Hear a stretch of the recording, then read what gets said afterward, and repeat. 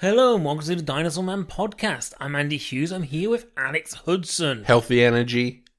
And it's Hollywood's biggest night. Yeah. Every night's Hollywood's biggest night. No, this one's bigger than them all. I'm not sure about that. Why? What night is it? Well, we are here in Hollywood. Sunday night. Listen closely, you can hear Hollywood Boulevard.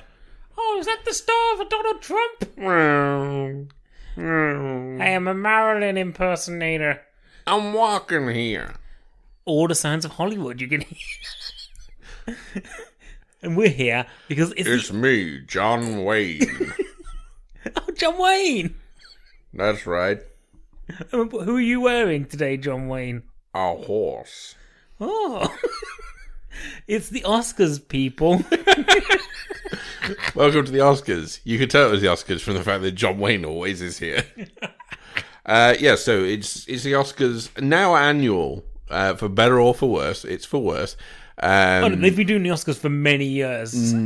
Yeah, I mean, for them it's regular time, you know? For us, it's our fifth year of doing this. Yeah, it's too many years. So, for the uninitiated, Oscars for us means we stay up watching the Oscars till like 4 a.m, wondering why we're doing this to ourselves. And we record a podcast that is live for us, but you won't hear this until, tomorrow. This will be edited down to a tight 45 minutes. And you won't hear it until then. And then by that point, you probably would have already Googled who won the Oscars. But that doesn't stop us doing it. What if I get it out tonight? What if I edit it live? Oh my God. Featuring live editing with Alex Hudson. You're already so sleepy. So yeah, what we're going to do. Okay.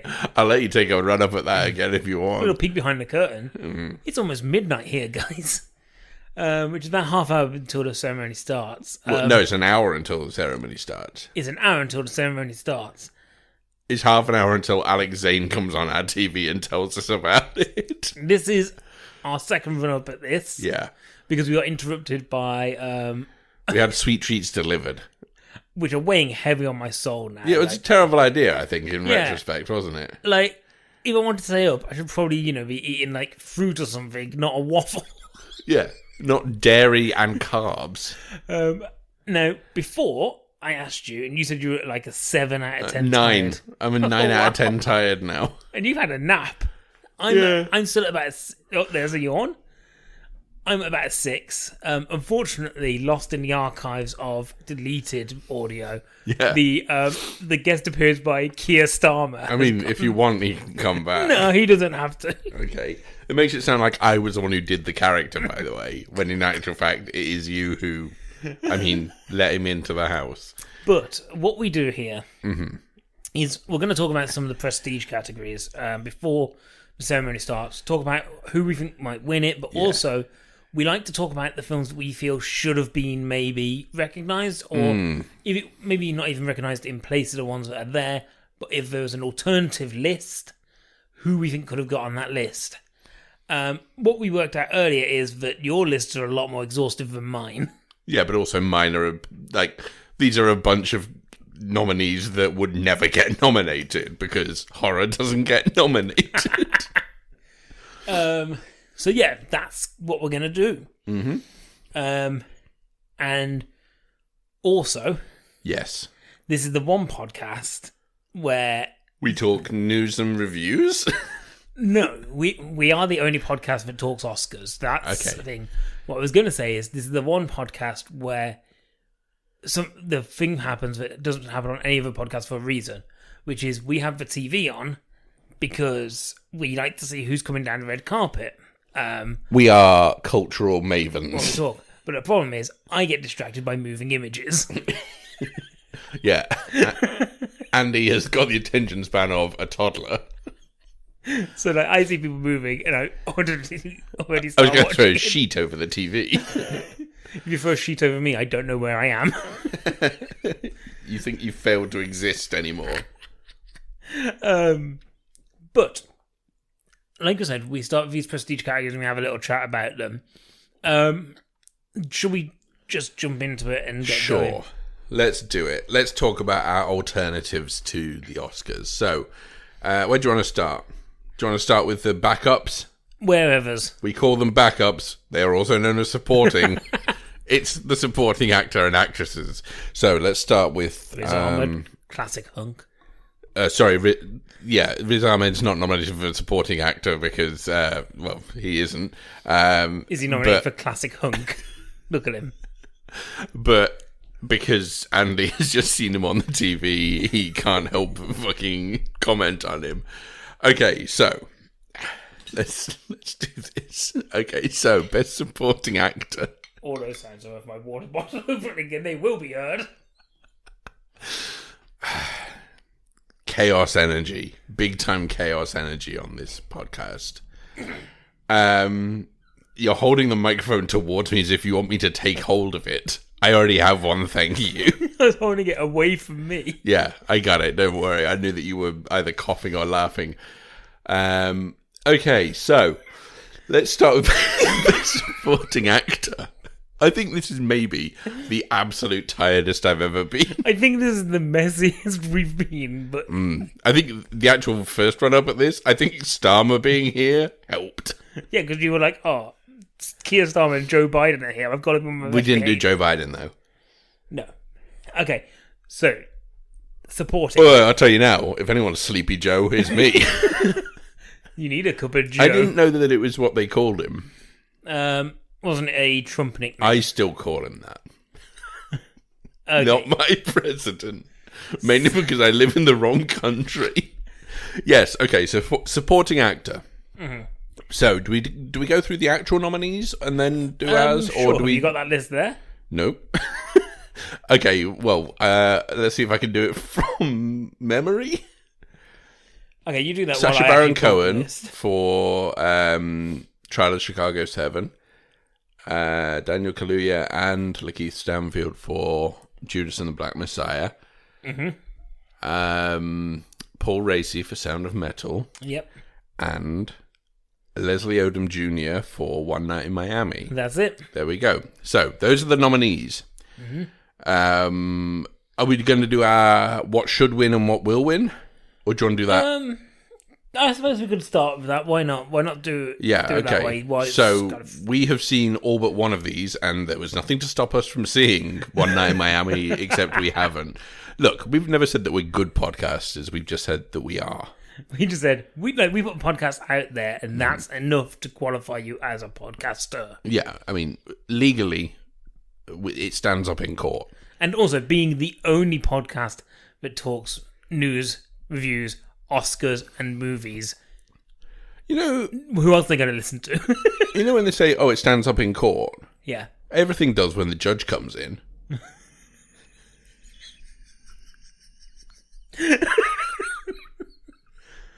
That doesn't make any sense. Well, please mark your time as midnight. It's now the 26th. We've peaked. The 26th We're peaking. of April 2021. And this is how the podcast ended. Okay, so who do you think will win? Who I think will win? I think Daniel Kaluuya will win. And who do you want to win? I would like Paul Raci to win. I would also like Paul Raci to win. Who do you think is going to win? I don't know, to be honest. I think this is actually...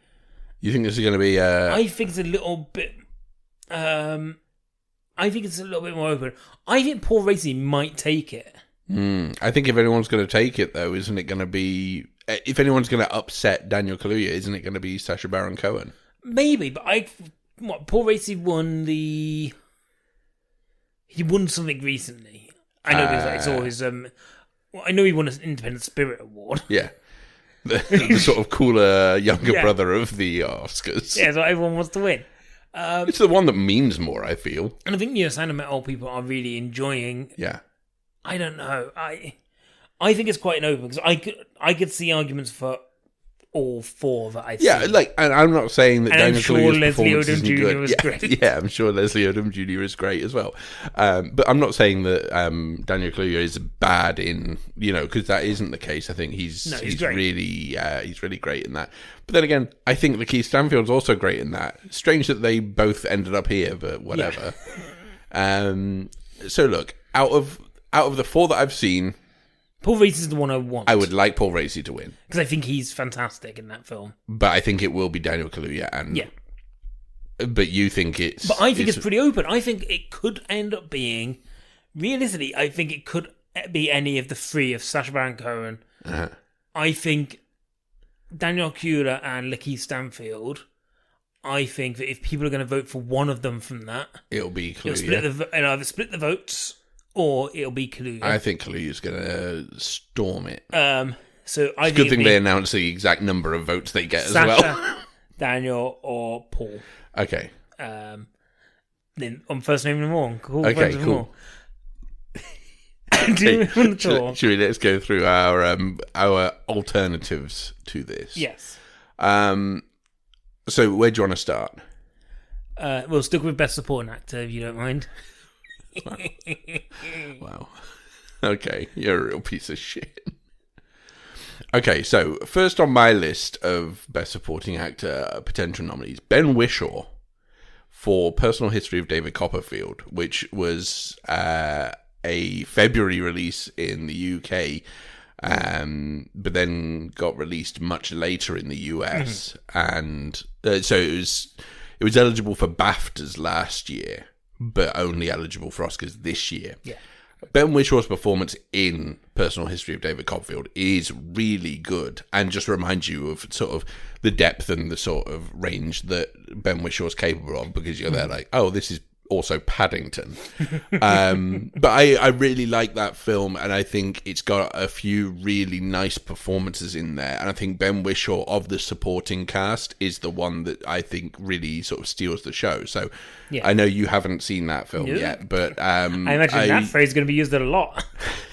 But I would I'd seriously recommend him. Anyway, what's your first guess? I'll first talk about one that is kind of linked to the people that have already been nominated. Sure. Because my theory is, if you're nominating Kaluuya and Lakeith Stanfield, my boy Jesse Plemons should have been nominated as well. Because one of those should have at least been in lead. Yeah. Which means that Plemons has at least space in there. Because I think Plemons is just as good as everyone in that film. Because I think that entire cast is pretty amazing. But yeah, I feel like if you're going to name the other two, you might as well throw a Plemons in there as well. Yeah, sure. Throw a Plemons in. Go crazy. General rule of everything. How do you make sure that Judas and the Black Messiah wins something? Make all the nominees from it. Yeah, I suppose if you had a 5 out of 5 of them being...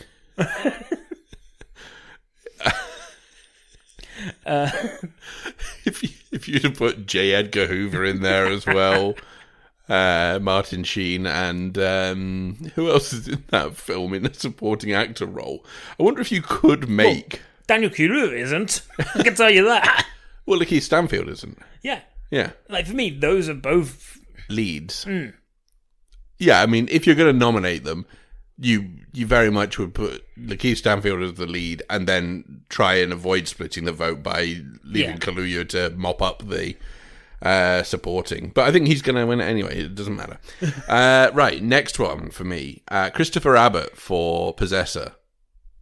Never get nominated. I think Christopher Abbott. I mean, I was really just struggling with Possessor because I was trying to find space for Andrea Riseborough in my best lead actress, and actually, to be fair, she could also be supporting because the screen time is so split between them. I think Christopher Abbott does a really good job in Possessor, and I think it's a really great performance in terms of being able to portray the sort of central themes of that film of being an imposter within your own body. I really love that film, and it's a film that's stuck with me throughout, since I saw it as part of the LFF. So I guess that would have been like November time, maybe. Wasn't there a film later on in the year that you said is a bad version of Possessor? And it was like a bigger film. I can't think what it is. I will think of it when I look at my Letterboxd. Yeah, I just remember there being a film that came out and you went, "This is a bad version." Interesting. Because you went, Possessor's already done this and better. Is it maybe Black Box? Black Box is exactly the film that it is, yes. Yeah, bad film. Anyway, so yes, Christopher Abbott would also be on my nominees list. So, sticking with we've already nominated one person from this film. We might as well nominate another one. Yeah. Trial of Chicago 7. Yahya Abdul-Mateen second. Yeah. I think he's probably got one of the best performances in that film. Uh-huh. Apart from Sacha Baron Cohen, who I do think is phenomenal in that film. Yeah. I think he plays the role so... Like, he has to be so powerful in that he actually kind of makes you feel genuine sorrow for him and everything that he goes through. Yeah, by far. He's like, once again, this is literally me going, if these 5 were not nominated, who would I put in the place? Then sure. Yeah, okay, I get it. My next one, final one, in fact. I've got Alan Kim for Minari. I got Alan Kim for Minari. Because not only has he proven during award season that he is the purest soul that has ever lived. Yep. He's also just great in that role. And he could, I think with kid actors, there is probably this... Someone's blowing raspberries over there. Quiet in the cheap seats, please. I needed to burp, but I tried to kind of like... That wasn't a burp. Yeah, but I tried to kind of like... You did like a fart noise with your mouth, like you didn't agree with the joint nomination. A little silent expel of gas from my mouth, and it kind of ended up being a raspberry.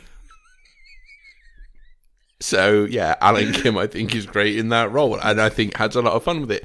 And, I think there's a lot of interplay between him and yuh-jung, and I think their performances are sort of the core of the film, and then everything else is built from that. And I think that's really... I think their dynamic is really great, but I would just love to see him be nominated for it, because he was nominated for a BAFTA, I think, for it, but he wasn't nominated for the Oscar here. And it kind of feels like, I would have him in there. It's such a wholesome performance as well. Yeah. He was the first name I wrote down. Yeah. Like, before anyone else, I was like, I didn't even look through the list. I was like, Alan Kim. I'd love it. Who's next on your list then, other than Alan Kim? I got Bo Burnham from Promising Young Woman. Okay. I think he is kind of a nice bit of soul to that movie.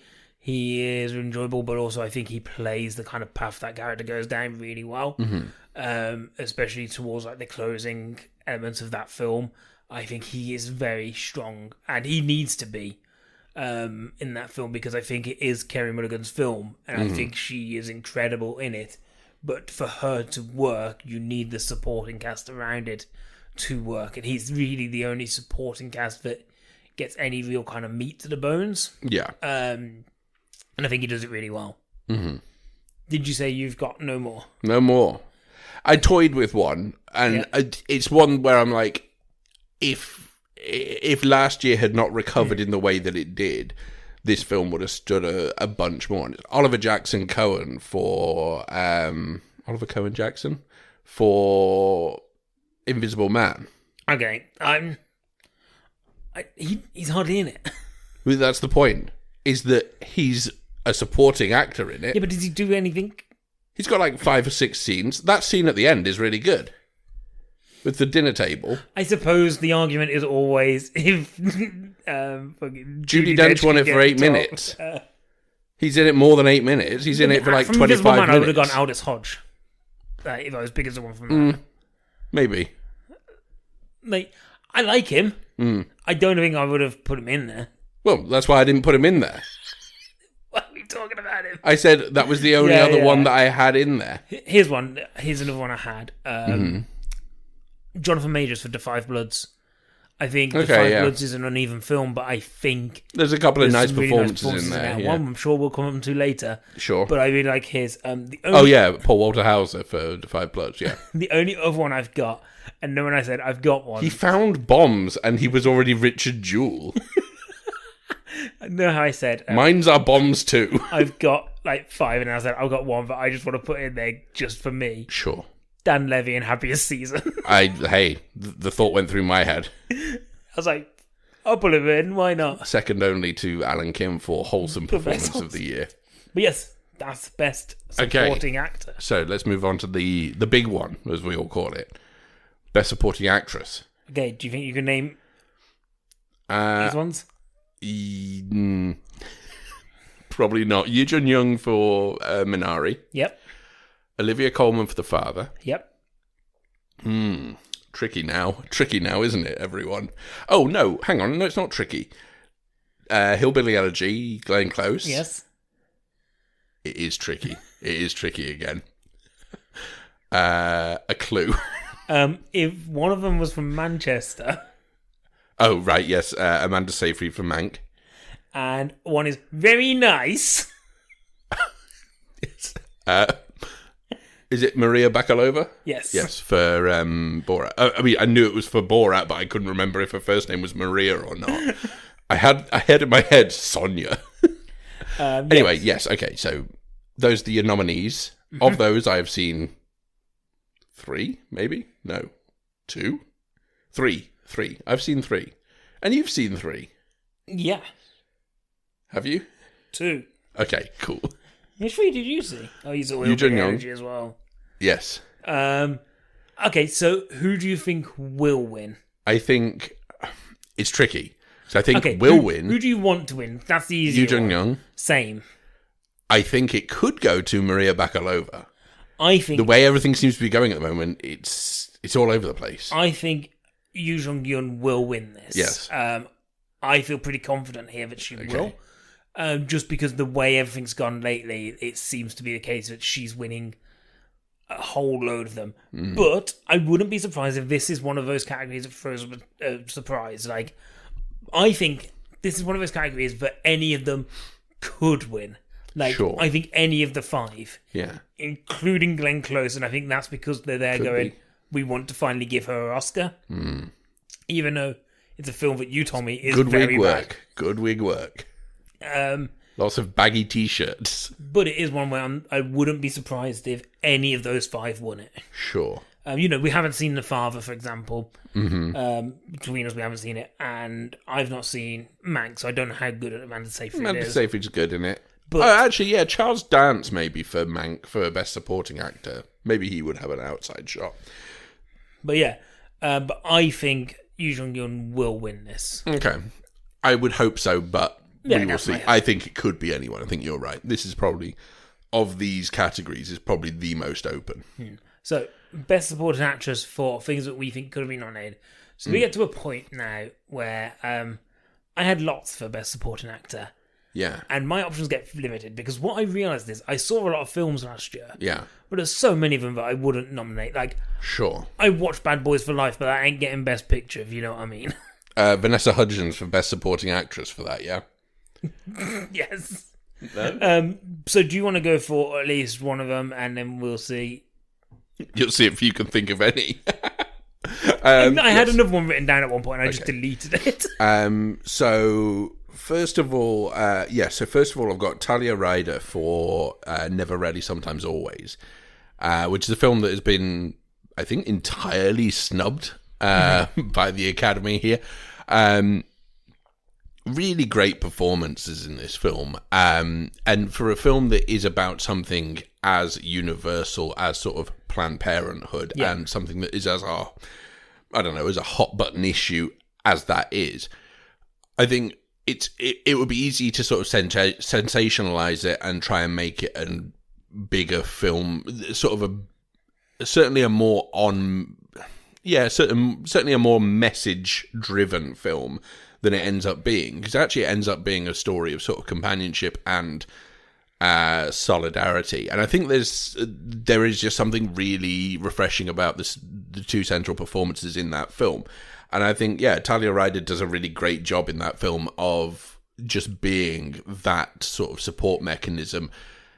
I just, it's a film that I think was underseen, and a film that clearly, has come round to Oscar season and not really been recognised by the biggest night of the year, the Hollywood night, as we all call it. I think it's a film that deserves more recognition. I think that's one of those performances that I think should have been there. Yes. Have you got anything for this? I got one. Okay, so I've got 3 in total here. My one might be on your list. Okay. Olivia Cook for Sound of Metal. No, actually. Oh, interesting. because Because I think she has one of the most emotional moments I've seen in a film this year. So you know what it was? I basically went, oh, but Sound Metal is nominated, so I can't have that. Yeah. But of course, I forgot that she's not nominated for it. No, she isn't. And there was a lot of early buzz going into it saying, oh, Olivia Cooke might be nominated. And I think she's great. I think she is great in that film. Like, especially because a lot of her stuff comes front-loaded in that film. Yes. So I think maybe it's a case of, as the film goes on, it becomes Riz Ahmed's kind of baby. Mm-hmm. You know, he's always present and he's so amazing in that film that you kind of maybe forget about her a little bit. Yeah. But actually, I think she's really powerful, and it's an incredibly important role within that film. So yeah, I feel like she probably, you know, maybe she should have been in that 5 anyway. Yeah. Hey, above Close, sure. I'm going off what you said about Glenn Close. Maybe she should have, but you know. Yeah, I mean, I'd take any of mine over that. Who else do you have? So I've also got Robin Nevin for Relic. Again, another film that was completely overlooked when it actually came to nomination time. I think Robin Nevin, as the sort of grandmother of this family, really... Look, Relic is a film that I think will speak to people on a more personal level if they have personal experience with dementia, with Alzheimer's. And yet, I think there is something about the portrayal by Robin Nevin of this grandmother who's sort of disintegrating in front of you that speaks... It certainly speaks true to the experience I have had. Yeah. And I think that's the thing, is that there is an authenticity to that performance in terms of some of the moments are so real and so resounding with my own personal experience that I'm kind of like, oh, okay, this feels like it is ripped from the everyday life of people who've struggled against this disease. Mm-hmm. And I think she's terrific in it. And, I'd heartily recommend anyone to go out and actually watch it because I think it's really worthwhile. But I think her performance of the 3 there, and I think they are all incredible in this film.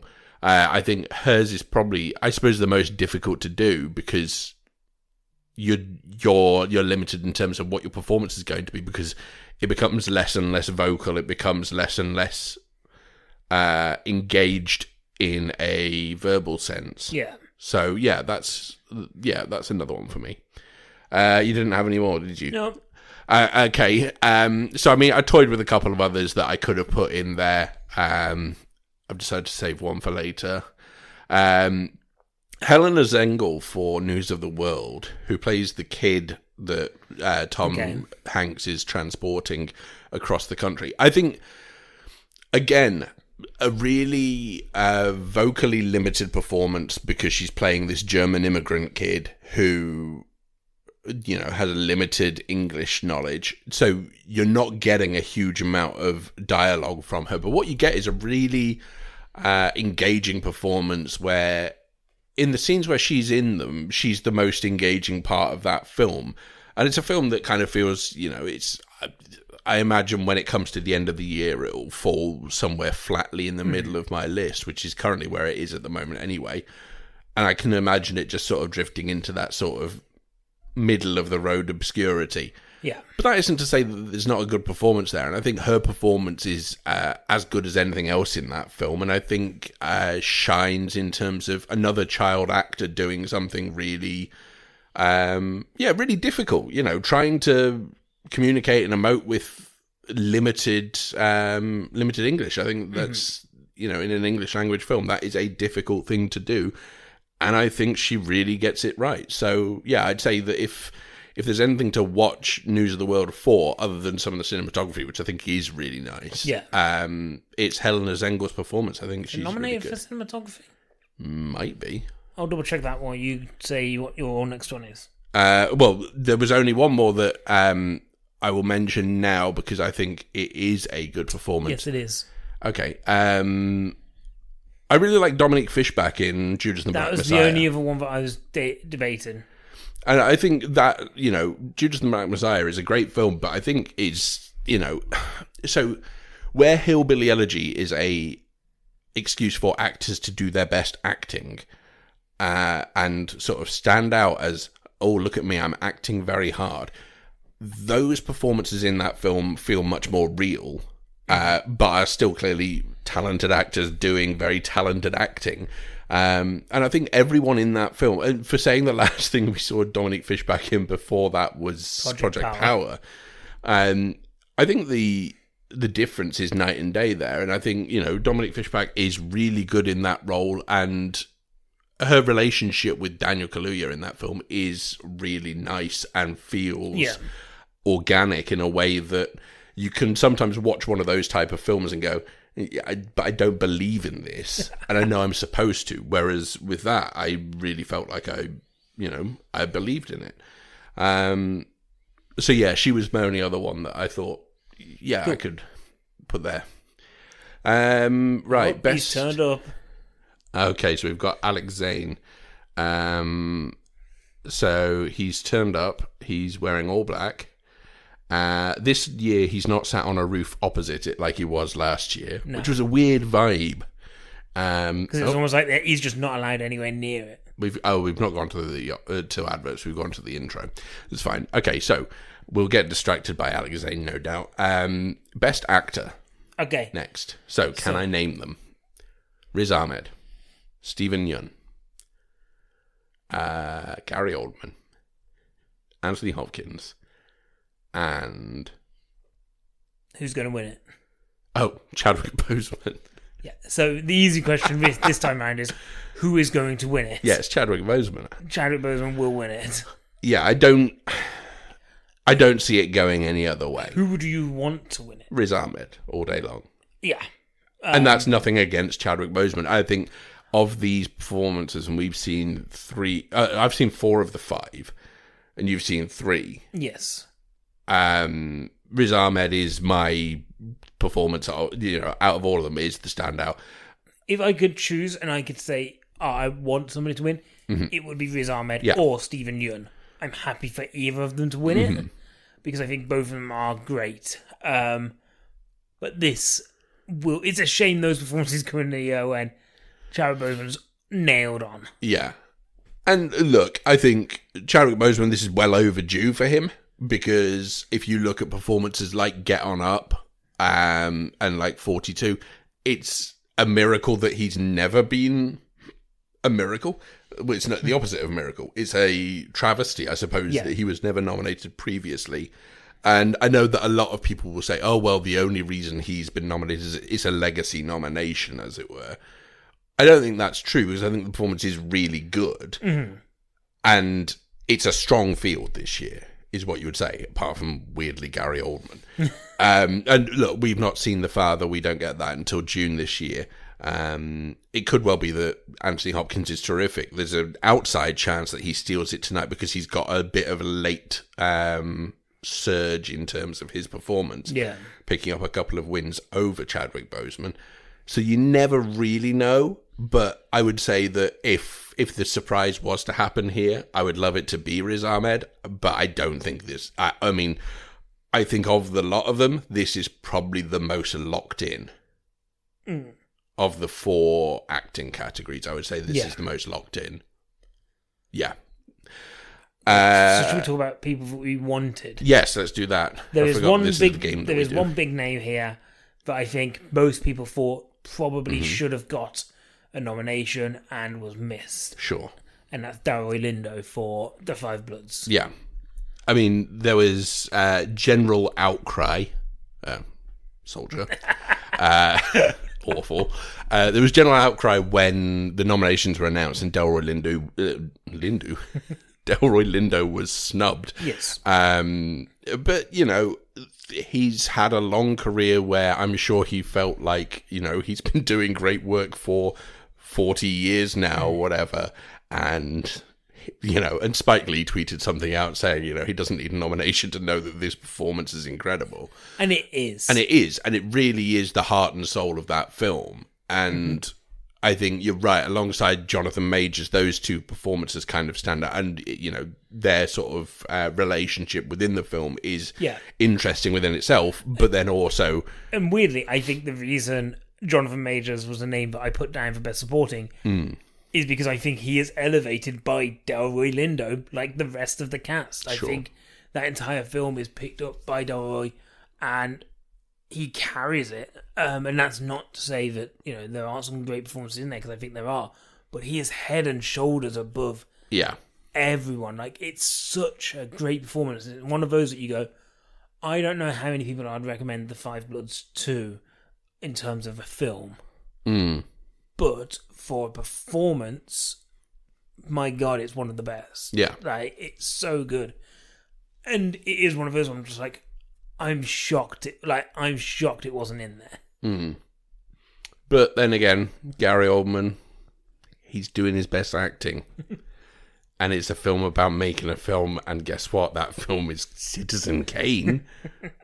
I mean, look, if you're going to drop anyone from this five, it's you drop Gary Oldman immediately, and he had his thing already. He's had Churchill recently, So how many of us do you have? I've got three others. So go with one of yours first. So first of all, Adarsh Gurav for The White Tiger. I think that performance is great, and I think he gets the ability to flex a bit of muscle in terms of just being able to really show a character's development from being one thing to a completely different thing.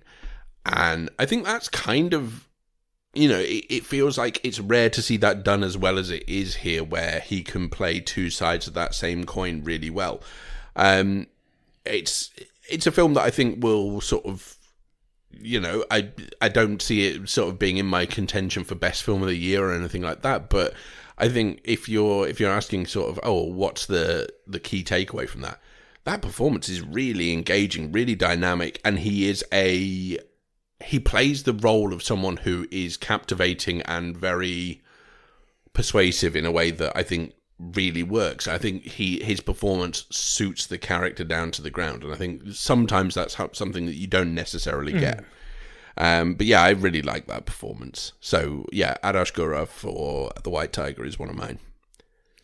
I actually haven't written this down, but I just thought about it. Jamie Foxx for Soul. Oh, okay. I don't think vocal performances get that much of a look. No, they anyway. Don't. But I do think that Soul, like the journey that character goes on, is only delivered because of the warmth and heart that Jamie Foxx puts into it. Sure. And this kind of the attitude he has towards the beginning in that journey, it's delivered incredibly well. He would be one that I definitely think could. Once again, I don't know whether it would go above some of the performances that are in there. But if we were going, you need an alternative list, then he's definitely one I would look at. Yeah. One of my other two, you'll have to excuse the pronunciation on this, Sope Dirisu for His House. I think that performance is really, really strong.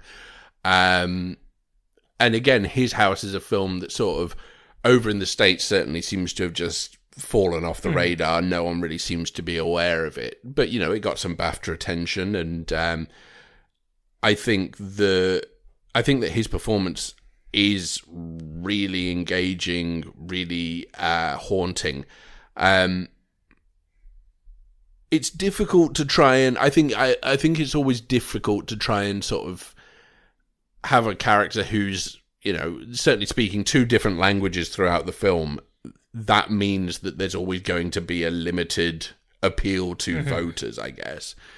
But if it was up to me to come up with an alternative list, and hey, it is, I think his performance is really good. And I think it stands out even in a film that is as strong and as tightly written as His House is. I think his performance is just really... It feels like it anchors that film really well. I would say that Sope Dirisu for His House. Awesome. I've got Tom Hanks for Greyhound. Okay. I was thinking, who would I nominate? And It's a good performance. It's a Tom Hanks performance. It's classic Tom Hanks performance. Sure. It is what it is. It's absolute Ron Seal kind of performance. Like, you know, it's going to be solid. It's nothing special, but literally, I just wanted another name to put down here, so I put that one. I'll finish off. Dev Patel for Personal History of David Copperfield. I think it's a really good performance. And again, it leans into that thing of, I don't think that film really got a lot of play in the States, and it's really strong. I think it's one of the better written screenplays I've seen in a long time. One of the best assembled casts I've seen in a long time. And that central performance from Dev Patel is really, I mean, it's engaging to watch. You really empathize with the character, and you really feel like, oh, he's actually nailing what he's trying to do here. Yeah. But also, it's just a thing where, you know, to do drama and comedy at once is difficult. And Dev Patel's a really capable actor. We know that already. But I'd nominate him in a heartbeat. I think he's really, really great in that role. And it's a shame that that film didn't get more appreciation from the other side of the pond, as we say. So I got one last one. Okay. And it's one that I've literally seen mentioned nowhere. And I think it's... Ben Schwartz for Sonic? No, it's Sonic for Sonic. Okay. They got a hedgehog. Are you annoyed that I've ruined your joke by actually guessing that it was Ben Schwartz? Because I wrote Sonic. Sonic for Sonic. Yeah, I mean, the fact that they managed to find the hedgehog who could actually play that role. He could run really fast. And he had a voice that sounded like Ben Schwartz. And they didn't CGI his running. They didn't CGI the amount of hot dogs he can eat. Chili dogs. Sorry. They didn't... I was going to do my classic, I was going to find someone for every category to nominate. And then you realised that was going to be too much hard work to research who played second assistant in... Well, no, because the assistant... supporting actor, you would just go for Jim Carrey. Supporting actress? Supporting actress is... I can't remember what her name is. Supporting actor is Tails. He's not in it. Sonic. Google.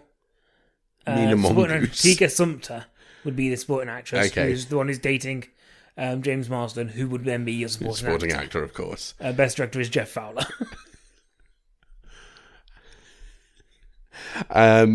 Cool. Let's move on. Best actress. Can you name who's in it? Vanessa Kirby for Pieces of a Woman. Frances McDormand for Nomadland. Viola Davis for Ma Rainey's Black Bottom. Carey Mulligan for Promising Young Woman, and a film about a court case, but not Trial of the Chicago 7.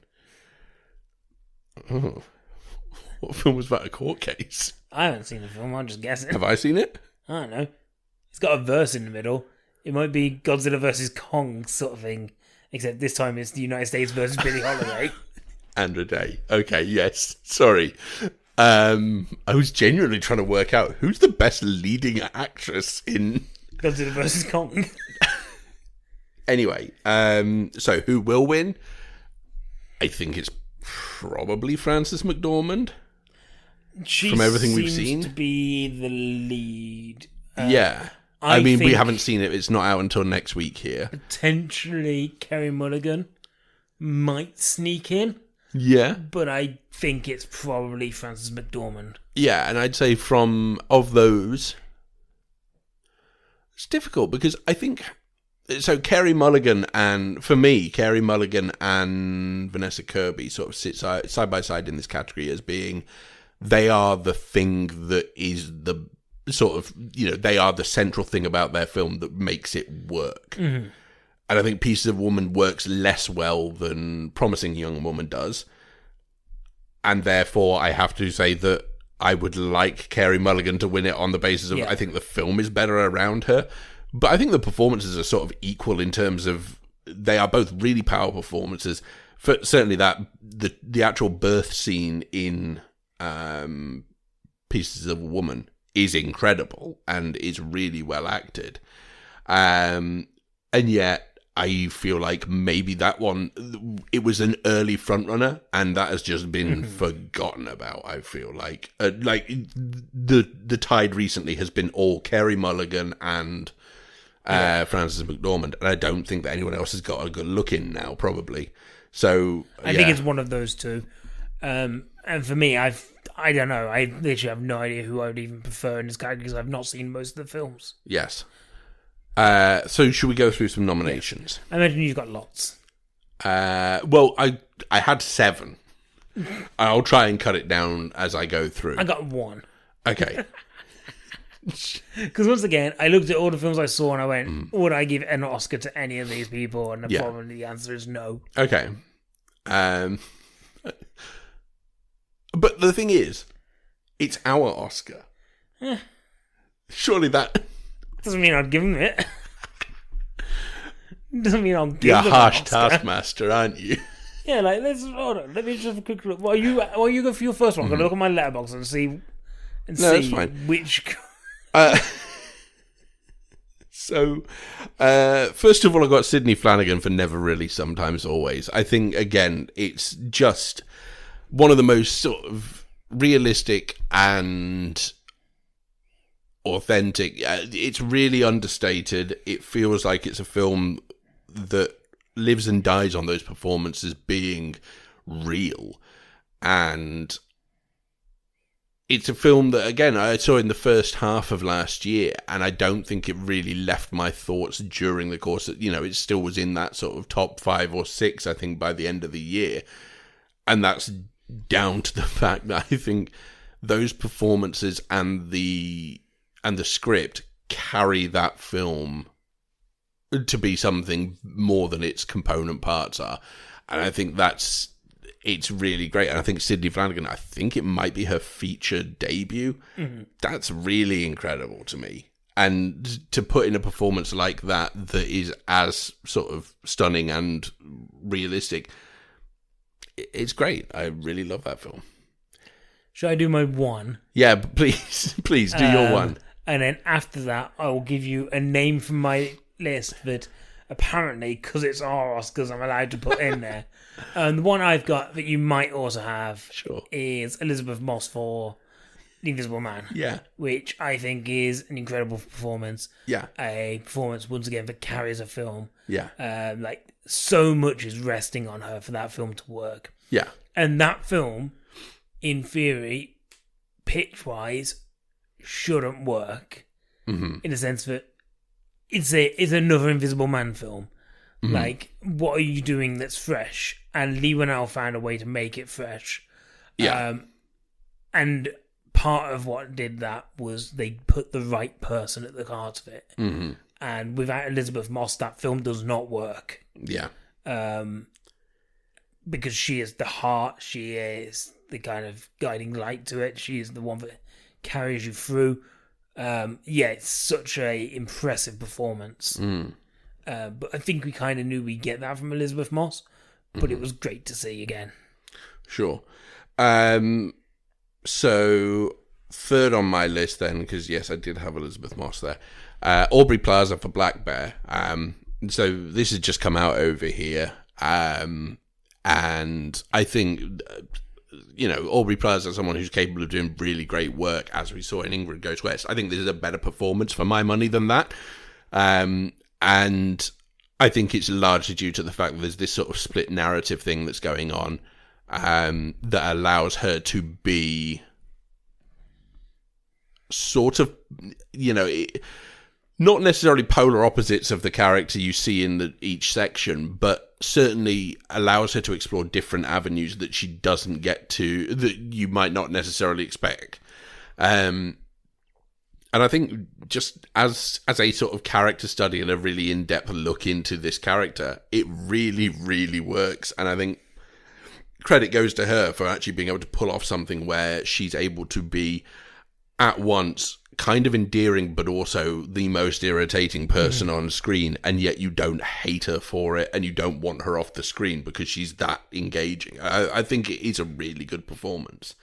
And again, it kind of feels like for that film to work, that performance has to be that committed. Yeah. And it is, and it really, really works. I've got... yeah, sure, Charlize Theron for the old guard. Why not? It's our Oscars after all. Let's just give her one. I didn't realise that it was going to be... I didn't realise it was going to be this kind of attitude coming into this. This is going to be a long night. Cool. You got another one? What else have I got here? Rosamund Pike for I Care a Lot. It's a really weird film. You know, it's this sort of weird fantasy film that doesn't exist in a world that is anywhere close to reality, and yet that performance is really good. She's this sort of shark-like creature who, you know, you can't trust a single thing she's doing, and yet she's really dynamic and plays a sort of con artist as well as anyone ever has. And I think that's really impressive. I think, you know, she is the heart of that film again, and it's one of my favourite performances of the year so far, and it's in a film that doesn't entirely work, but is still good fun, and the reason it's good fun is because she's having the fucking time of her life playing that role. So, yeah, I'd say Rosamund Pike for I Care a Lot is another one. Yeah, much the same in Having the Time of Their Lives. Oh, God. Why don't we just give Christine Baranski one for Christmas on the Square? Look, it's a good thing. And also treat Williams for Best Actor. For being such a treat. For being a little treat. My final actual nomination. Yeah. Because all of these ones so far have been... Morpeth Clark for St. Maud. One of my favourite films of last year. And, yeah, completely overlooked by the Academy. Surprise, surprise. They don't like horror films. It's a really, really good performance. And, again, it's the commitment to the part. It's the fact that this is a film that is entirely revolving around this character. And it means that if that performance is anything other than note perfect, the film then basically starts to fail. And it's never anything but note perfect. And I think Morva Clark has had a really strong year. She was great in David Copperfield. And she's really, really good in St. Maud. I think it's probably my favourite performance of the last year. The only one I toyed with was maybe Kristen Milotti from Palm Springs, because I think she's great in that. I'm surprised that she But wasn't that's on not your what I'm going to list. go with. I'm going to go with Margot Robbie for Harley Quinn and the Birds of Prey, or whatever that film Everyone is. loved that film. Everyone loved it. Well, we're just throwing awards out there.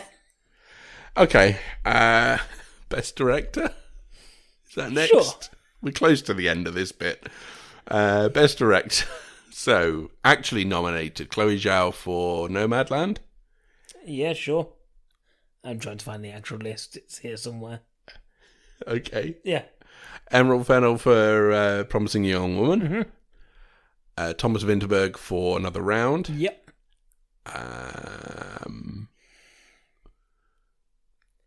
Who else? Oh, Fincher for Mank. Yes, it's got 10 nominations. Of course it is. Jesus. And finally, Sorkin? No. Not Sorkin. Film we like. Film we like. It contains one of the purest souls. Oh, Lee Isaac Chung for Minari. No, it's Happiest Season. Who Who do you think would win it? Chloe Zhao? Chloe Zhao has been sweeping everything, so I don't think you can look past it. Again, we don't get the film till next week, but it's nice to, it's a nice story to hear. Who do I want to win? Lee Isaac Chung. Lee Isaac Chung. Yeah. Of the ones I've seen, Nomadland could be phenomenal. Yeah, I'm sure it's a very good film. It's just we haven't got to see it yet because they haven't bothered sorting out the release. Which is annoying. Yeah, I mean, for saying that this is a year where everyone's been at home all the time anyway, it kind of felt like in the run-up to Oscars you might have done that, but whatever. Lee Isaac Chung for Minari, I think is absolutely my choice. So, should we go through our alternatives? Yes, I have two. Okay, I have 4. Okay, do you want to start? Yes, by all means, I'll go with one you definitely don't have. Rose Glass for St. Maud. Oh, that's what I had. For all the reasons below. I think for a feature debut, it is incredible. In fact, 3 of mine are feature debuts, as far as I know. St. Maud is terrific, and I think Rose Glass has managed to create something that is a real masterpiece in terms of modern horror, in terms of any time horror. Not just modern, classic horror as well, postmodern horror.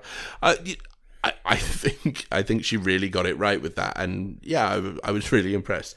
Do you want me to do another one before? Yeah, have you got another one that I definitely don't have? Because I think one of mine you might have. Eliza Hittman for Never Really, Sometimes Always. I had that one. Again, for all the reasons below. To tie that film together, and also, I mean, she also wrote it. It kind of feels like it is a film that is very much a collaborative effort, it felt like, but at the same time, Eliza Hittman managed to breathe life into those characters through just the words, and yet the performances then back them up. But I think if you're looking at the way it's put together and the feeling that you get from it, it's an intensely personal film that I think really hits on an emotional level and there's a couple of films that came out last year that I think were trying for similar things, just didn't do it. And this is a key example of getting that kind of thing right. Do you want to do one that you think I might also have? I think you've got Darius Mander for Sound of Metal. I've got Darius Mander down for Sound of Metal. Yeah. I couldn't believe that he wasn't nominated. Exactly I just the assumed same. that he was. I had 3 down and I was like, there's no one else. And then I went, Darius Marder's not nominated. Yeah. Great film. Really well put together. I think it's really constructed in a great way. And I'm surprised he isn't nominated. And I guess this is part of the thing of being with only 5 nominations in Best Director. Did he ever go more than 5 for Best Director? No, it's 5 is the limit for director, isn't it? Yeah. But why is Fincher in there? Because Mank had to get 10 nominations somehow. I think it's got 11, hasn't it? Or is it 10? I thought 10. Okay, maybe you're right. Wrong. I guess the thing is, Fincher is one of those directors who will get nominated whenever they get the opportunity to do so. And it's a shame because I feel like in a year like last year where, you saw less and less established names dominating the box office, there weren't any superhero things that really came out and did big business. There weren't any big franchise films that really took over. Wouldn't it be nice to see a year where just a bunch of fresh faces get the chance? And some of them have, and that's great. But yeah, if you're saying that Sound of Metal isn't one of the 5 best directed films of the year, come on. Yes. And finally, what have I got here? Natalie Erica James for Relic. I think, again, probably on a personal level, but I think that film is well enough directed that I would put it up certainly against Fincher. It really, again, feature debut and just absolutely smashes it out of the park with it. There's nothing I like more than a film that is able to be more than just the thing that it's advertised as being. Yeah. And that film, for me, really, really was that. And it was able to be not only one of the best horror films I've seen in a long time, but also one of the best films to talk about dementia and the effect that has on a family. I'm really impressed with that film every time I think about it. And again, it's another one that just hasn't really left my head. My other one for Best Director is another one that I think is one of my favourite films of last year, and I'm kind of shocked that it's not being kind of talked about in any of the other categories. So I've got Pete Docter and Kent Powers for Soul. I had them down, and then I took them out. But I don't understand how it's not Soul for me is one of the most beautiful films, especially of last year, the last few years. I think it's really, really stunning. And I don't know whether it's because animated films just kind of get overlooked. Yeah, you do get them every so often making it into the Best Picture, but it's so rare. And even Best Director, Best Performances, Like, it's rare you see those kind of performances get knocked at, those directors get looked at. I 100% would have put it in there because I think it is one of the best put together. I really like the film, and I think they should have maybe been recognised. Okay. Best Picture. Yes. Finally. So, nominated are Nomadland, Sound of Metal, Promising Young Woman, Trial of Chicago 7, Mank, The Father, and 2 more. Minari, and Another Round. No. It has 2 supporting actors. Oh, Judas and the Black Messiah. Okay, yes. Okay, so that's your nominees. Who will win? Seems like it's going to be Nomadland. Yeah. Everything seems to be pointing at Nomadland for this. I think it's got Best Director and Best Picture pretty much sewn up as far as we can tell. Sound of Metal for me. I would like Sound of Metal. I wouldn't be surprised if this is one of those categories where there is a surprise winner. I'm going to say one of 2. Okay. Could surprise. Okay. One is Promising Young Woman. Okay. And the second would be maybe The Trial of the Chicago 7. Okay. Less so maybe on Trial of Chicago 7. Once again, like Olivia Colman's on the screen right now, and I know nothing about The Father. I don't know anything about it. Could be the best film you've ever seen. Yeah, it could be. And, that could surprise us massively. I don't know, there's just something about Promising Young Woman that makes me think it's kind of got this outsider atmosphere about it, where it's like it could just come and just usurp stuff. Yeah. And it could be because of the Academy being like, a lot of what's talked about in this film was rife in the Academy, and maybe it's a course correction. It could be, it's a very good film, and I don't know. I just feel this. We've said it's Nomadland for so long, and it seems like that's going to be the case. But this could be the one where you just get somebody from the outside just sneaking in. I think they're going to even forget to read out any other nominees apart from Nomadland. I think they're going to read out Nomadland, and then they're going to be like, oh no, I did it again. And they're like, Warren Buffett, why do we keep letting you choose? Warren Buffett? It wasn't. Warren Beatty. Who's Warren Buffett? He's an American billionaire. He's a businessman. Beatty is probably also an American billionaire. Famous for inventing the buffet. Okay, let's do it. So, nominations. How many have you got here? I got 3. Okay, well, I've got 6. So, one of them will definitely be on your list. Yeah. Yeah, I'm guessing so. So I'll go with one that isn't. Hey, Relic's a good film. I haven't mentioned that yet. Look, I'll do the standard nominations here of Relic and Saint Maud and Never Really, Sometimes Always. All 3 of them are still as good as they were when I was previously mentioning them. I won't go into too much detail. We're tight on time here. We're about to start the ceremony. Those 3 films are just incredible. I also have... Everything I said about Soul still counts. Yeah. So there's one of mine. That's one of mine as well. Yeah. I also have Dick Johnson is Dead. Dick Johnson is Dead. I've got it on here. Good. Okay. It's a film that really speaks to you on not only on an artistic level in terms of like, it's a really interesting film for the fact that she's put this together, but also just like on a purely human level. Yeah. It hits home, and I think it gets the job done. It's one of the best documentaries I've seen in a long, long time. Probably since I actually know Free Solo is really good as well still. Sure. And that was only a couple of years ago. And I've also got Possessor on here as well. I think Possessor is a really incredible film. Again, it's a horror. It's not going to get nominated. It's not going to get any recognition, but it would be nice to dream. And I think Brandon Cronenberg managed to do something with that film that I wasn't necessarily expecting. A large part of that is down to those 2 performances by Andrew Riseborough and by Christopher Abbott.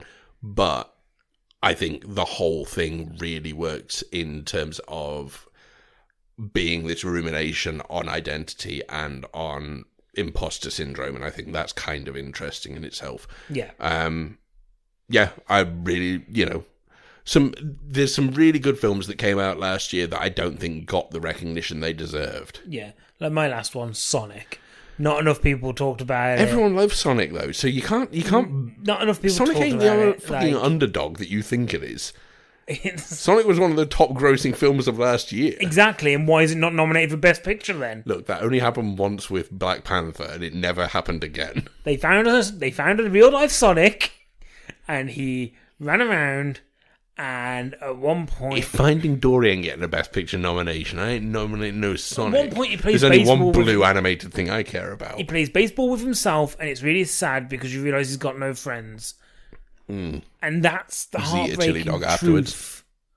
At the ballpark. No, he waits till he gets to. How many chili dogs does he eat in the I movie? think he eats one, What? which is not enough chili It's not dogs. enough. But they've got to save something for the sequel. How many Green Hill Zones does he visit?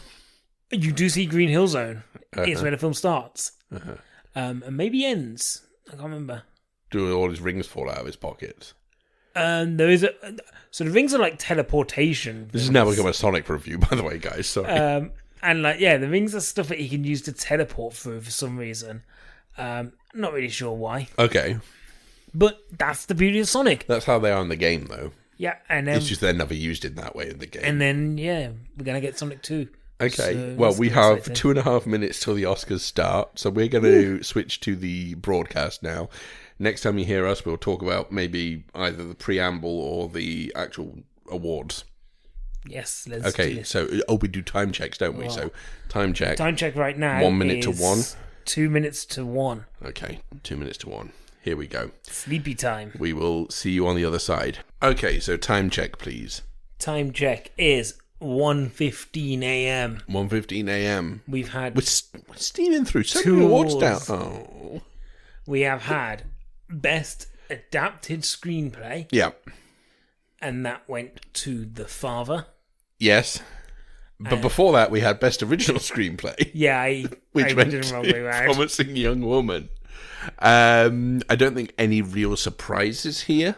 No, I think we'd guessed both of them before it was done.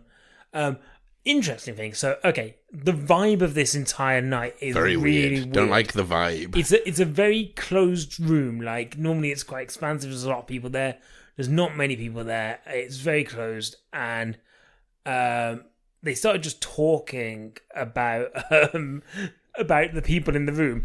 I thought what was happening was they were just giving us facts about random people in the room, almost like observational comedy sort of thing of like, oh, here's so in the room, and isn't that great? I didn't realise they were reading out the nominees until all of a sudden she just goes, oh, and the award goes to Promising Young Woman. Yeah, so Regina King hosted that segment, and yeah, she said at the start, you know, every film starts with a good screenplay, and we thought we'd find out about our writers tonight, and then sort of went round and talked about their first jobs in movies and whatever. But yeah, Andy got very surprised when they whole thing said, so and the cold." Oscar goes to. Like the whole ceremony started so cold, and there was no kind of like, oh, here we are, we're at Hollywood's biggest night. You know, it was just like, oh, here's Regina King. She's going to say a couple of things, and then boom, guess what? Now I'm giving you factoids. Yeah. Yeah, so again, no real surprises here. It's just more a case of, at the moment, it's taking some adjusting to actually get used to this weird setup, because it just feels so sort of foreign to us in terms of, like, we know what this Oscars is about, and then this Oscars is so much different to normal. And I think for the worse, in the sense that it kind of feels like, so for instance, Florian Zeller and Christopher Hampton, who won for The Father's screenplay, Florian Zeller was in France, in Paris, and then Christopher Hampton's at the BFI in London. So they're on video link, but then things are different there than they are in the States. So in the States, in the setup they have, everyone's maskless and everyone's sitting relatively close together. Whereas in the BFI, they're all wearing masks and So then disparate. they're all sitting around away from each other. And then Florian Zeller was just on a balcony in Paris. What I liked is when they showed the like 9 different writers for For Borat. Borat, yeah. Or why was it pronounced by? Barat. Barat. Um, Subsequent movie film. Sacha Baron Cohen was literally just stood in Sydney Harbour by the looks of things.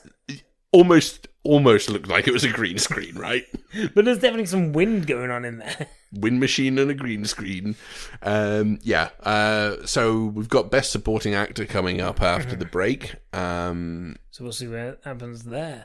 I think we're back to it. Time check, please. 1:35 a.m. So far in. And 4 awards down. So, in that little thing we had Best Foreign Film. Best International Feature Film, I believe it's now been dubbed. Which went to another round, which yes was pretty much a shoe-in. If a film gets nominated for both foreign language film and also Best Picture. Best Director. Yeah, whatever.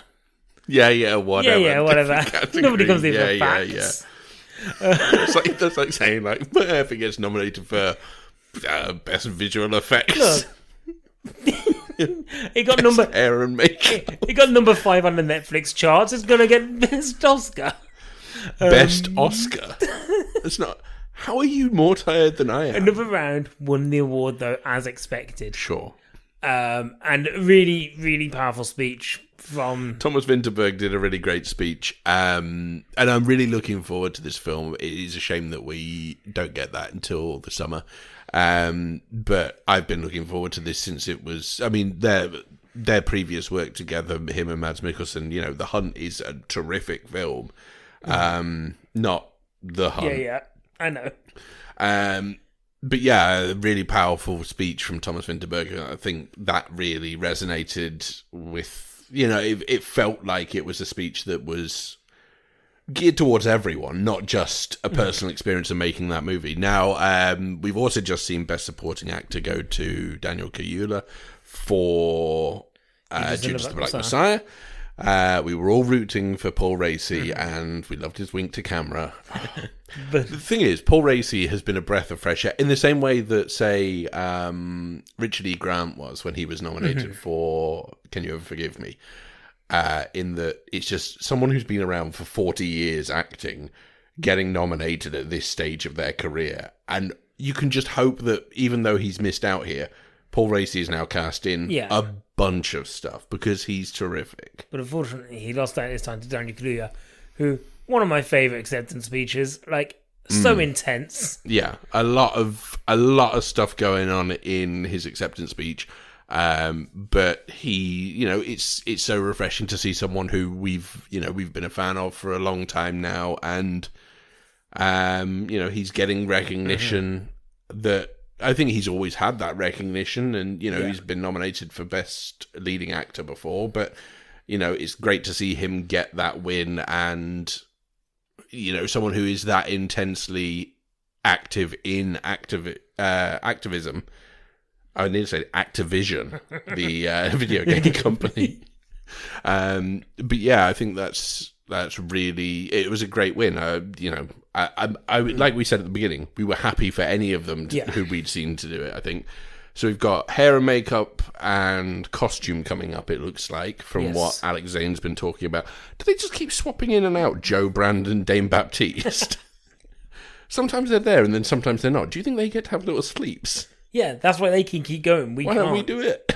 Why can't we just do one of us hosts? Yeah, if I just have a look half an hour. No, wait, why is it you? You had a nap earlier today. You had the opportunity. Everyone had the opportunity to do the same thing. I'm going to have a little sleep. Okay. When I come back, yeah, Alex will tell me who won each of the categories. Yes.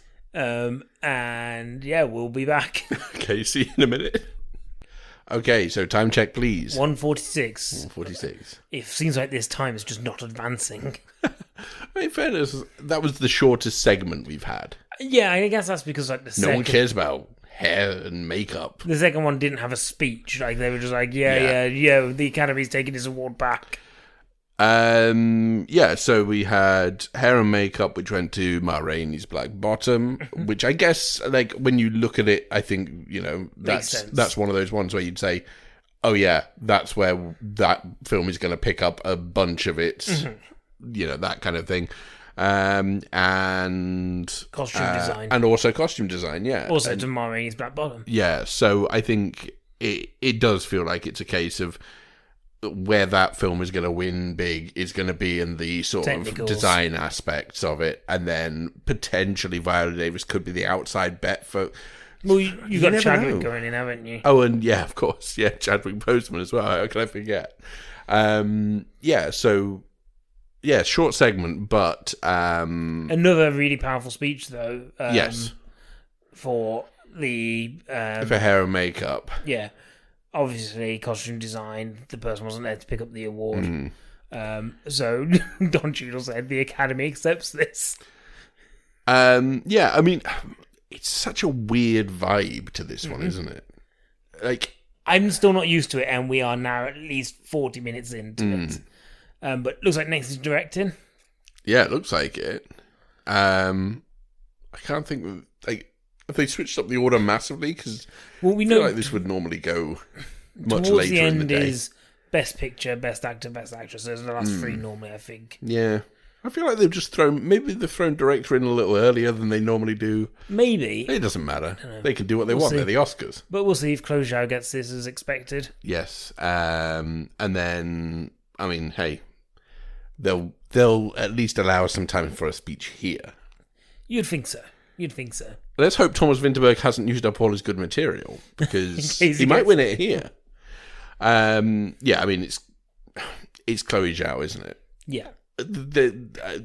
We haven't even seen the film, and we're basically guaranteeing that this is going to win, so who knows? Anyway, we will be back in the next segment with results of this and maybe any other categories they decide to throw in that they haven't told us about. Time check, please. We've broken the 2 a.m. mark. Okay, so we're an hour in. Yes. Okay, how are you feeling? Whoa. It's worth checking in on us. Whoa, so bad. Like, I've started drinking the energy drink, and I feel no different. If anything, I just feel gassy. And that's not what I want. That's not going to keep me awake. Me, I think. I think it's made me more tired. He says as he yawns. I think it's tiring me out. Sure. How are you? I'm fine, yeah? I think. I mean, I'm tired, obviously.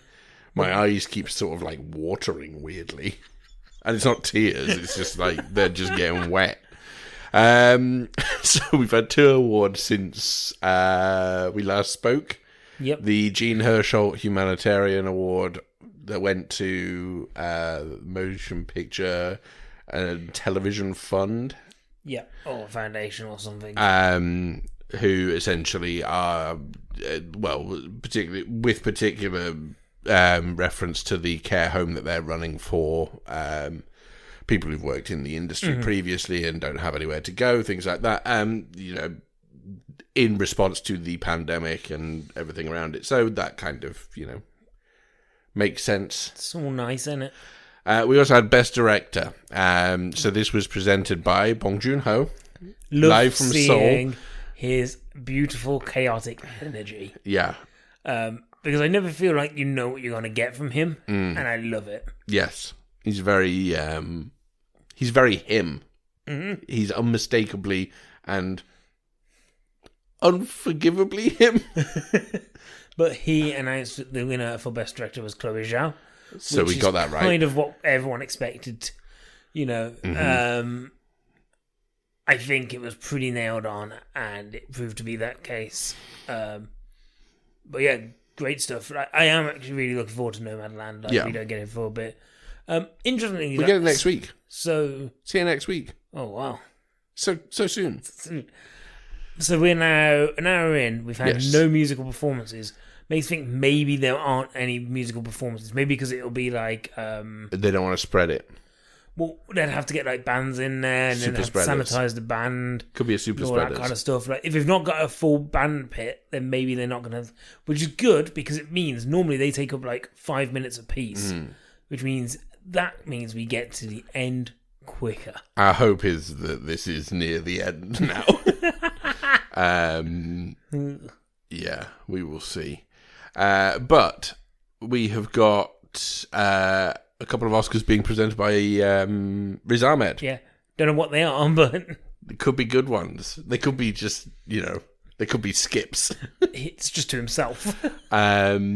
But I guess we'll see. We haven't got much more to say at the moment because we haven't seen Nomadland, so this is the problem. Okay, so we've got sound of metal. Or soul. Or, yeah, maybe. Like, the ones that have music involved, you normally see winning sound. Yeah. But I think sound, well, we'll see. We have nothing to add here. Yeah. Why are we still talking? I don't know. Something to do to keep us awake. All right, fine. We'll see you on the other side. Time check, if you please. 2:15. Yeah. No time has passed. You would hope that it was a bit longer, but it Hang on, is it earlier than it was before? So we've just had Best Achievement in Sound, which went to Sound of Metal. Which, you would hope it would go to a film that has sound in the title. Presented by Riz Ahmed, and as soon as you open the envelope, you could tell what it was because he just grinned, and then he just showed the envelope. And yeah, so that was another one where they had the lead on that one was in Paris, I believe, and was doing it remotely from the same balcony that the writer of The Father was. But that was fun. That was a good, just nice to see that film and the camaraderie of that film, I think. And then we just followed up with Best live action short, which Two went to Distant Strangers. There you go. A very interesting speech. Like really heartfelt, followed by the most energetic man I've ever heard. Well, just the thing is, it was divided into an actually important, very, serious speech about police brutality, and then also the standard sort of, we've got to also thank everyone who made this possible. But because that bit came after the heartfelt bit, you kind of felt like, switch them around. Yeah, maybe switch them around. Do the thanks and then do your heartfelt bit of that. But hey, it was a really nice speech, and Important update as well, everyone, is just before we started recording this little segment, Alex admitted he's now feeling gassy from the energy drink as well. So yeah, but I don't think I'm going to let it affect my performance. I let everything affect my performance. Yeah, I know. You let things that don't actually exist affect your performance. So I don't know what we've got coming up next, but animated something or another. Animated short? Yeah, it said Reese Witherspoon animated something. Reese Witherspoon and an animated something. Like it's a Hugh framed Roger Rabbit. That's right. Hugh Grant framed Roger Rabbit. If there is a category for Reese Witherspoon. No. Reese Witherspoon. We have an absolute shocker here today, aren't we? It's not too late to pack this in, is it? Right, I'm going for a nap in the next categories. Okay, see you next time. Time check. 2:29. Okay, we're steaming ahead. Yeah. Fun fact, everyone. First air horns of the night is just played. I actually played some before the ceremony, but I know that we didn't officially start that counter until afterwards. Questlove throwing down the air horns into Dolly Parton's 9 to 5. And you know what? I think it's actually going to be an Oscars tradition now going forward. Every year there will be air horns into Dolly Parton. Yeah, the whole vibe with a live DJ, very, very interesting. Yeah. I'm not saying it's a bad thing. The whole vibe of the night's weird, and I don't. It doesn't feel official. This feels like a muckabout. It's like almost. This feels like this isn't the real one. We're gonna have to do this again in another week. Yeah, it's kind of like the pre-wedding kind of. Yeah, it's like the rehearsal dinner. Yeah, that's the word I was looking for. Yeah, the pre-wedding. Pre-wedding. Guys, when you have a wedding but not. But pre. When you have a wedding but you decide to do it early? Yeah, that. Couple of awards. Best animated short film went to If Anything Happens, I Love You. Yes. I've really neglected shorts this year. I don't think I've seen any. Not been warm enough for them. Oh, God. Oh, dear. Yeah, so best animated short, yes. If Anything Happens, I Love You, which is, I think, maybe available on Netflix. They said so. Yes, they did. Yeah, so they did. And best animated feature went to Soul. Which is what we thought would happen. I feel like this is this was one of those categories where if it didn't, that would be a huge upset, and no one really saw that coming. I would have been hugely upset. Hey, I wouldn't have minded Wolfwalkers getting it. But hey, that is what it is. We've got Best Documentary Feature coming up. And Best Supporting Actress. Yes, because Brad Pitt's coming out. Mm-hmm. We think. We hope. We think. But the thing is, you don't really see who's presenting the awards until they arrive. You don't even see, because normally you'll see them in the crowd, not in the crowd, in the audience watching, and then you'll see them come on stage and you're like, oh, well, I saw them earlier. But like, I didn't see Don Cheadle before he turned up on screen, So yeah, we don't know what he's wearing yet. Oh, he's going to be shirtless like he was in Once Upon a Time in Hollywood. He's going to be handsome, and that's all we know. Like, that's the problem with Brad Pitt. He's always handsome. Like, why don't you have an off day, Brad Pitt? Won't someone think of the uglies? Well, like, he doesn't really love it. What do guys like us have a chance in? Him being that handsome makes me feel like a heap of garbage. And like, I know what you're thinking. You're thinking like, oh well, yeah, but some guys are just like really good looking, but they don't have the special. Like, my job ain't that specialized. He could do my job better than I could. He's more charismatic for sure. So yeah, when we come back, we'll tell you how handsome he is. When we come back, we'll probably all be covered in oil from his sweaty chest. He sweats oil, motor oil. I feel. Yeah, if anyone's going to sweat motor oil, it's Brad Pitt. It's Brad Pitt. He is basically Uptown Girls music video. Okay, we will see you for the next time check. They gave us Brad Pitt blue balls. I don't appreciate this. Oh, coming up next, Brad Pitt. What you mean is coming up after the next advert break, after this one. We're sitting here waiting for Brad Pitt. Because even though we complained about it earlier, you'll still want to see him. You know what? I didn't even complain about it. I love the fact that he sweats oil. So instead, what we got was Best Documentary Short and Best Documentary Feature. Yeah, so Documentary Short went to Colette. Documentary Feature went to My Octopus Teacher. Whoa, you're a poet and you didn't even know it. Sorry, you're a poet and you didn't know that you were one of those things. And then coming up next is Best Supporting Actress, as we may have teased earlier, but we always knew that wasn't coming up next. Why would we think that? Why would the Academy lie to us? What else would they lie about? Any of the documentary ones this year either.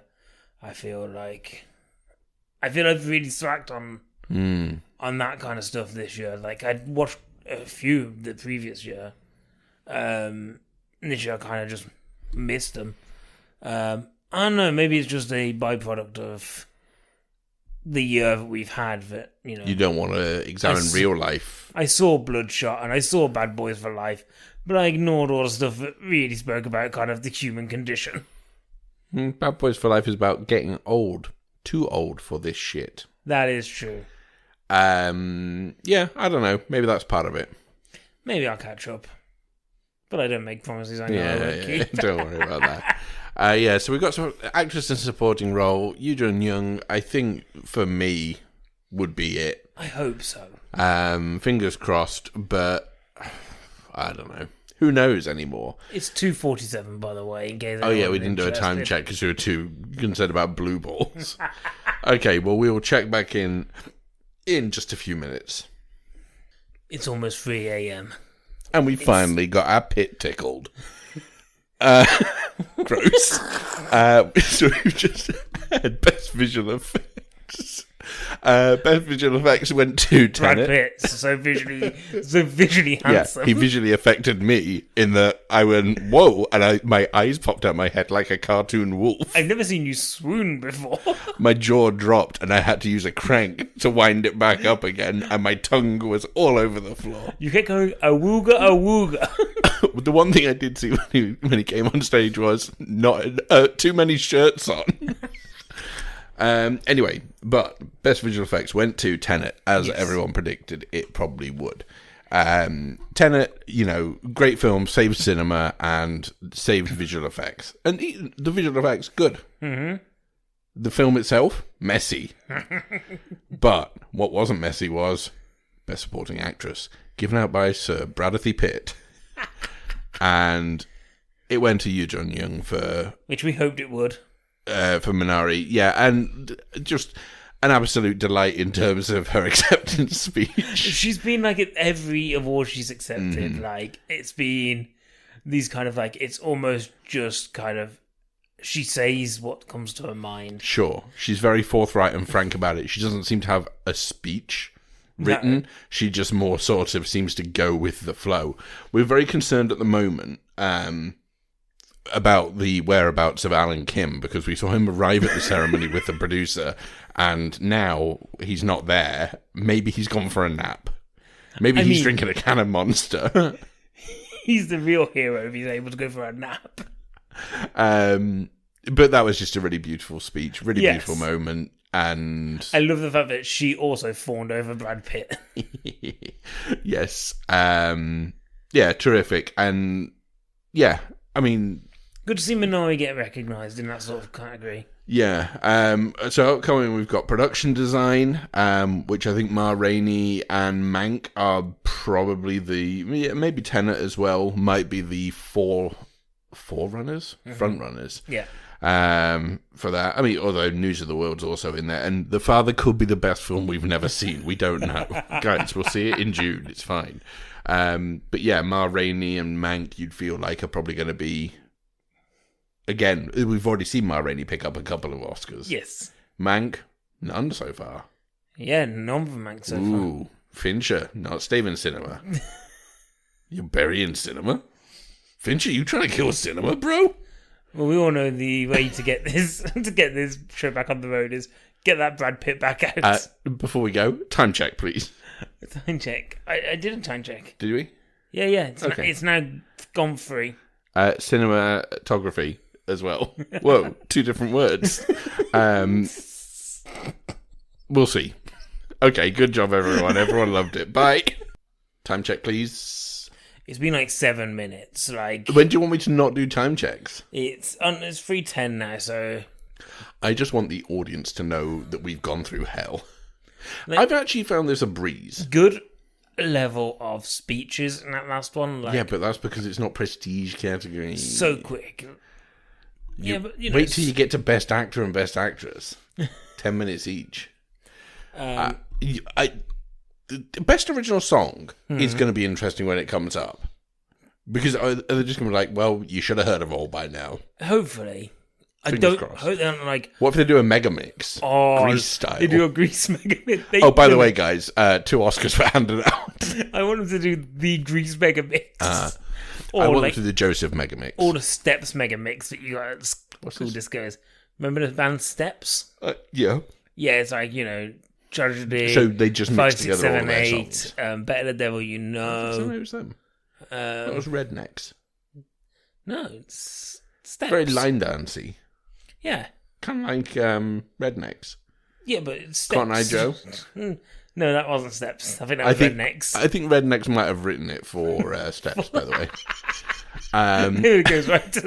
Okay, so Best Production Design went to... Yeah, Mank won that. Mank. Cinematography, Mank won that as well. Maybe 2 of the categories where we feel like they were the most likely winners. We have coming up film editing and Harrison Ford giving an award to a dog. Think CGI dog. Harrison Ford will look like he wants to be there. He's presenting from bed. Seems he never looks like he wants to be anywhere. Other than... he's going to just crash his plane into the theatre. Maybe. I've done it again. Why has he got that voice? He sounds like an engineer from Prometheus. Not that they speak, but here's the thing that I've just noticed. Yeah. Joe Brand here, who's on the Sky coverage, listed as comedian. Do you remember in the 1990s it was comedienne? Yeah. And then we got rid of it. Thank God. Mm-hmm. What was the day we got rid of that? Because I feel like Joe Brand and Jenny Eclair were the only people who you would ever see on panel shows in those days who were branded as comediennes. But that's because there was only 2 female comedians who were allowed on there. So you say you're breezing through this, yeah? Yeah, I am. I found this easy. Yeah. Yeah. I'm tired. I don't know. I think I'm okay now. Really? Yeah, this is me at my You best. said that with your eyes closed. This peak performance. And your floppy hat, your nightcap, bobbing over your eyes. I don't know. We'll see. Like, you said we were 12, and that seemed like it was... I think we're now 8 away from being done. No way if we only had 4. No, I think so. God. Don't Okay, worry. I'm out. We're speeding up. We're speeding up. Okay, so we'll see you after film editing and another category. 3:30. 3:30. Okay. Terrible news. They We're said nearly something- done. They said something about there is music coming up. Fingers crossed, they just mean just the music category. Yeah. Potentially, it means people are going to be singing, which will add minutes to the runtime. And I ain't cool with that. I don't think that's going to be the case. It cannot be the case. We're close. Okay, so film editing, Yes. Sound of Metal, Yes, good. great stuff. Happy about that. I did a fist pump. Humanitarian Award Part 2 Yes. went to Tyler Perry. Really great speech by him. Yes. Really great stuff. The most important update, though, is Alan Kim is back, and Yes, we we think found he has him. a Nintendo Switch. Yeah, he looked like he was definitely playing on something at the table. So I think what they've done is they've placed him where he's going to be in minimal shots advertising the Nintendo company, and instead now is just at the back. We have, song and score now. Okay, we're at 3:47. Yes. Original score went to Soul. Yes. I was about to say Mank, but that isn't right. It kind of is, but it also, importantly, isn't. Really great speech again. Yeah, John Baptiste's speech was really fun. It's just like, there's a lot of the kind of people kind of realizing this is a massive achievement for themselves. And, you know, I think you get that a lot, but for some reason this kind of feels like, I don't know if it's because if it's a bit more intimate. Because of COVID? Maybe because it's a bit more intimate, like, and it is that kind of thing, like, I've been let out of the house for the first time in a year. Yeah. There's some people that are just having fun with it. Sure. We also had Best Original Song, Yes, which went to Fight For You Fight by for You Her. from Judas and the Black Messiah. Which actually, when I was listening, when they gave us the clips of them, Yeah. I was remembering it from those credits and going, you know what? Yeah, it does have something of that sort of 1970s vibe to it. You know, she name checked Sly and the Family Stone there, and like it's a really good song. And then finally, We had a bit. Questlove said, "We're going to play a game," and my heart sank. Yeah.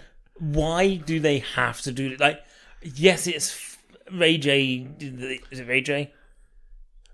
Huh? What's the name of the guy who did the... Lil Rel Howery. Yeah, him. Yeah. Where did I get Ray J from? I don't know. That's close. I said Ray. Sure. Like, yeah, he is having fun with it, and we swearing on live TV. Yeah, we got Andrew Day saying bullshit. But we could have been done by now. If you'd Well, we ignored, could have been done. if you'd ignored, you know, Glenn Close shaking her ass on TV, like in something that must have been scripted. Yeah, 100%. Like, I get a feeling that a couple of bits weren't scripted, but the Glenn Close stuff definitely. Yeah. And if we hadn't had that, you know, I could be clocking into bed by now. You reckon? Yeah. So is it Best Actor, Best Actress, and Best Picture left, and that's it? He is hoping. But they're saying Best Picture's next by looks things. Which is a big one, really. And then Yeah. Best Actor, Best Actress. Interesting. So yeah, we're We almost will there. see. Home straight. We're so close. I can't wait to save this WAV file and then never pick it up again. Well, let's hope it saves, because remember last time you tried stopping it, it didn't stop. Oh, man. Imagine that 4 hours of wasted time. Imagine we lost everything. We'll see you on the other side. Time check, please. 4:16. That's the final time check. 4:16. It's the end. Oh, brief. One of the shortest. I feel like we stayed up until 5 before. Yeah, like, the thing is, when you've not got Kimmel, doing it for the camera, Do you feel like Kimmel was holding us back? I think like, there's probably more egregious examples than Kimmel, but he did it for 2 years. I feel like I was about to call her Emma. Her name is Ellen. Ellen. When she ordered the pizzas and she did the selfie. There's no need. There's no need. At least this time, Questlove was kind of the host. So we've got the final 3 categories here. Yes. So Best Picture was announced before Best Actress and Actor. Strange. Which isn't normal. And I feel like doesn't work. No, because you want the Best Picture to be... Because it's got everyone up. You want that kind of being the big kind of last one. Because then the camera is kind of... It feels really anticlimactic. Especially when you've got Joaquin Phoenix doing the last one and Anthony Hopkins isn't there. So, Best Picture went to Nomadland. Yes.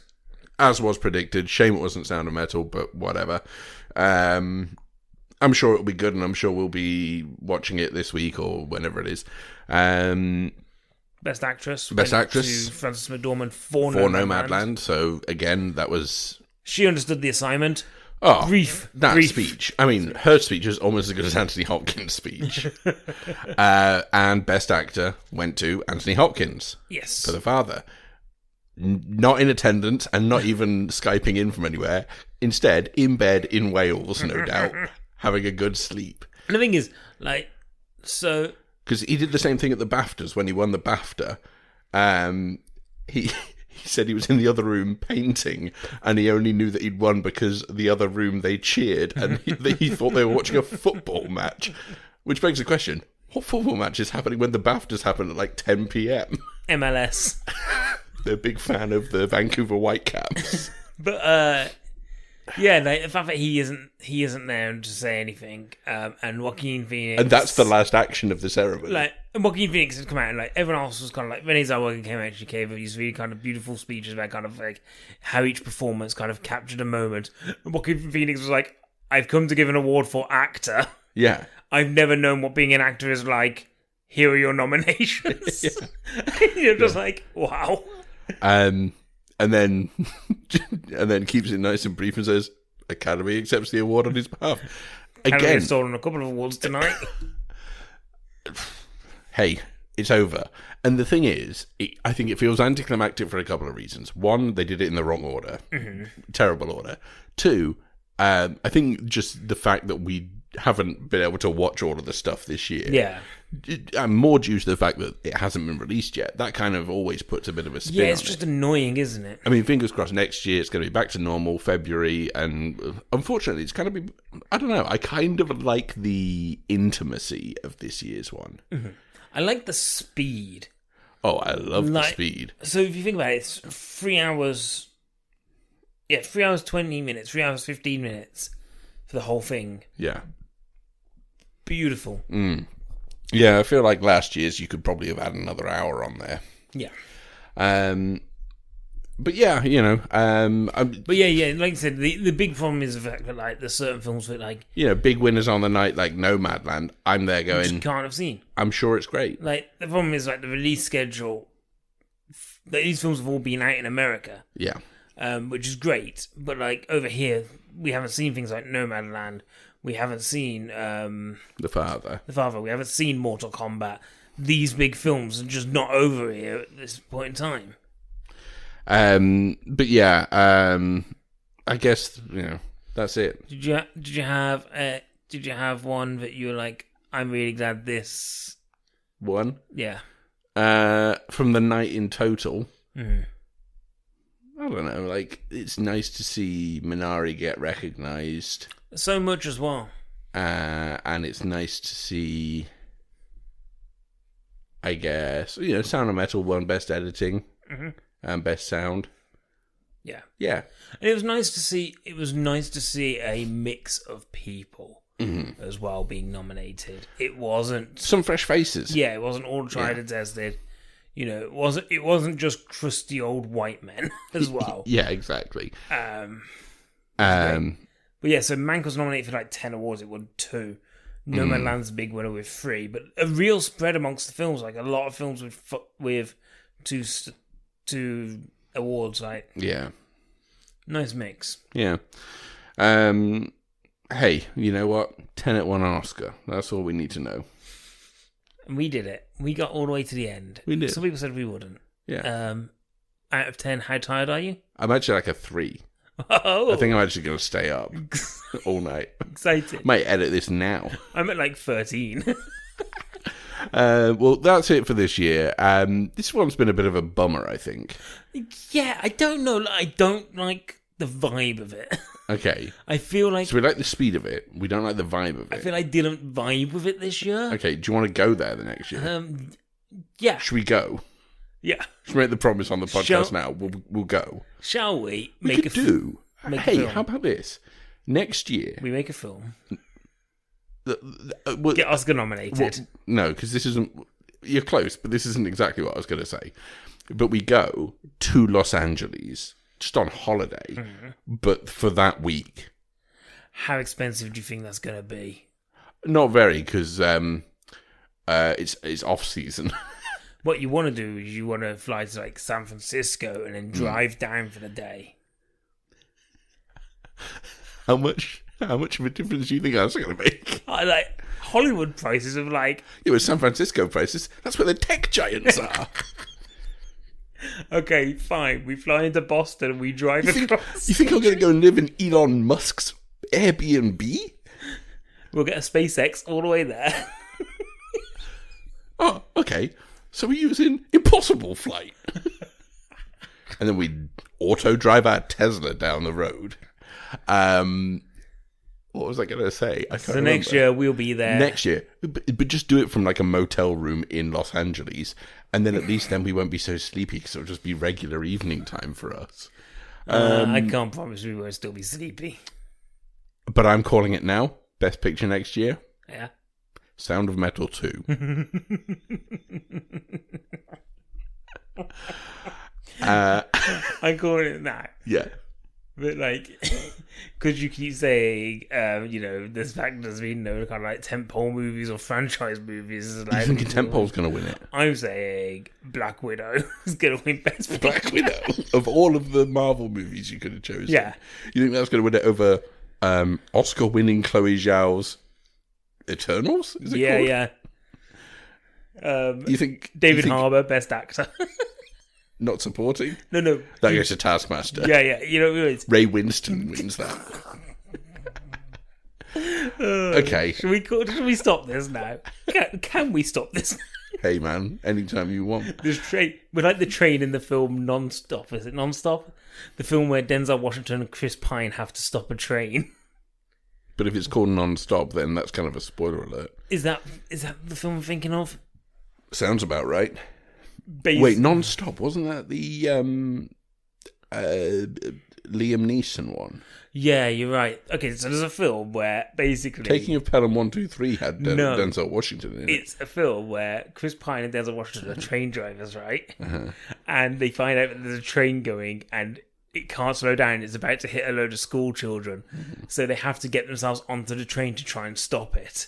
And they're like, a train going that fast with no driver? That's like an atomic bomb. Right. I saw the trailer the other day and I can't remember why. So this is a film that isn't out yet? No, it's been out. We should watch it. It's called Choo Choo Train Battle. And it's from 2010. It's called Unstoppable. The tagline, 1 million tons, 100,000 lives, 100 minutes. And then 10 Oscars. What? We'll watch it for next week. And it says One Love. People. We're not watching that for next week. What the fuck are you saying? People, if you want to subscribe, do so wherever you find us. Maybe on YouTube, maybe on podcast apps. Yeah. Find us on Twitter at DinosaurMan15. Mm-hmm. Johnny Neves did the theme song as ever. He won an Oscar for it. Oh, wow. It wasn't that good. And hey, it's our theme song, but I don't think it's that good. Alex, you've been the host. Thank you. Yeah, cool. Thanks. You've also hosted. You've been our musical director. Questlove, you've also hosted. Thank you for being here. It's good that Who's you on the speak ones only and through twos. decks. And guys, until next time. See you next week.